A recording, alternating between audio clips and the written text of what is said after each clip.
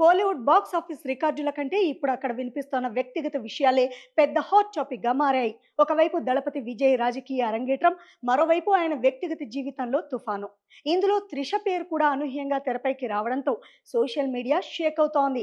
విజయ్ తన భార్య సంగీతతో విడాకులు తీసుకుంటున్నారనే వార్తలు గత కొంతకాలంగా వినిపిస్తూనే ఉన్నాయి. ఇలాంటి సమయంలో ఒక రిసెప్షన్ వేడుకలో విజయ్ త్రిష పక్క పక్కనే నడుస్తూ కలిసి ఫోటోలకు ఫోజులు ఇవ్వడం పెద్ద చర్చకు దారితీసింది. ఇదే విషయాన్ని టార్గెట్ చేస్తూ నటుడు, దర్శకుడు పార్థిబన్ ఒక ఈవెంట్లో వివాదాస్పద వ్యాఖ్యలు చేశారు. ఈ త్రిషని కొన్ని రోజులు ఇంట్లోనే పెట్టాలి, బయటకు రానివ్వకూడదు అంటూ ఆయన చేసిన కామెంట్స్ ఒక్కసారిగా దుమారం రేపాయి. పార్థిబన్ వ్యాఖ్యలకు త్రిష తనదైన శైలిలో చురకలంటించారు.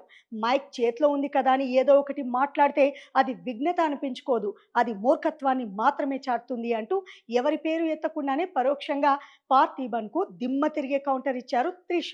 అవగాహన లేకుండా మాట్లాడే మాటలు ఎదుటివారి కంటే మాట్లాడే వ్యక్తి స్థాయిని దిగజారుస్తాయి అని ఆమె చేసిన పోస్ట్ ఇప్పుడు నెట్టింట వైరల్ అవుతోంది.